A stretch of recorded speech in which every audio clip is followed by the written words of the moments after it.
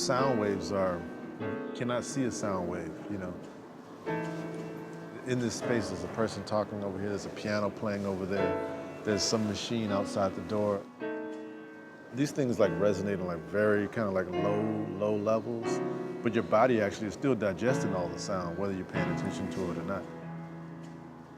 What I've tried to make us do is constantly challenge where we were placing it.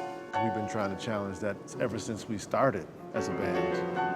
We'd be playing in clubs and people would say, oh, this don't belong in here. The historical significance of the Biennale is it really presents in an international forum some of the most important voices, artistic voices of our time. My response to Jason in terms of the gallery is very instinctual, it was very intuitive. I felt like he was really kind of finding a new place in his life. He, as we all know, is a jazz artist of the first order. Where does he fit in? I see it as the emergence of a new language.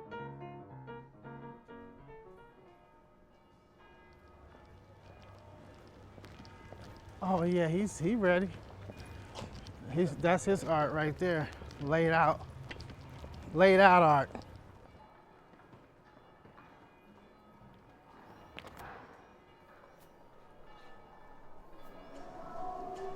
This is the Three Deuces and the other one, the Savoy. What I was looking at in these two spaces is how time challenges a relationship between the music and its audience, how architecture challenges that as well. There's all these codes that I think get embedded in everything. Even these spaces that I've grown to love because of the music that came out of them, but also the confines create the music too. That you have to start thinking about a cycle as soon as you walk into this space. It's kind of what these two pieces have to do with each other. Charlie Parker didn't hear what we were playing, you know. But we're bringing it back to the place where he stood, like right there, you know. Miles Davis stood like right there, you know, like this was like a little bit further over. So I'm dealing with eras of the music, 1930, 1940.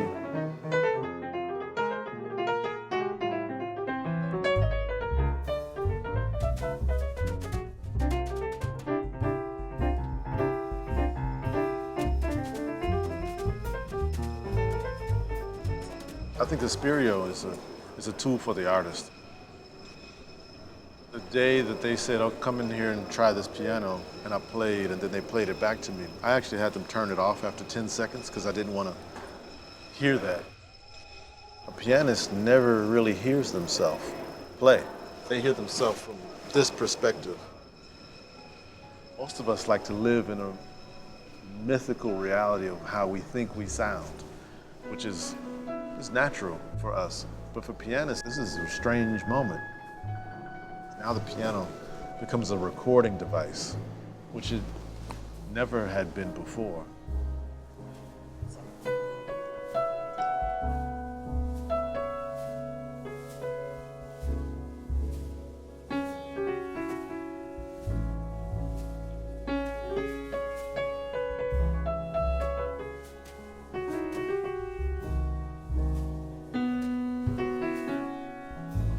There's a lot of ghosts in here.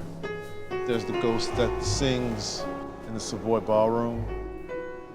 There's my residue, which sits in this instrument.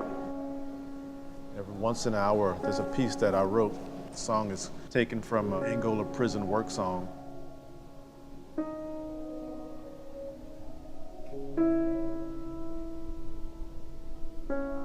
Plantation owners used the really good singers to go out and sing. They actually got paid to go out and sing in the fields because it made people work harder. So that the music was used against us. So how was jazz used against us? You know, I had to think about that. How are our songs that we kind of work so hard to create actually become a part of our healing, also then become a part of our hurt? That's now in the work too. That as good as sometimes we think they are, that they actually have a way of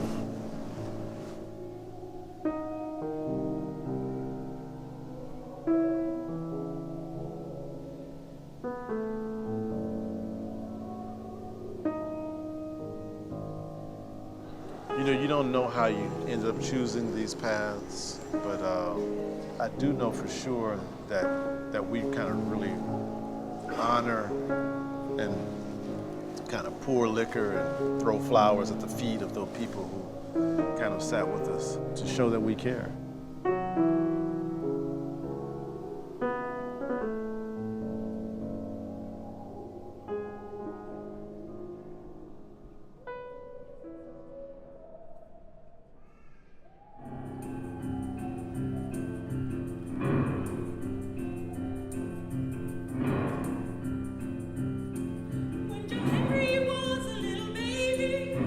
Sitting on his papa's knee, he grabbed a hammer and a little piece of steel. Said, "This hammer will be the death of me, Lord, Lord. This hammer will be the death of me."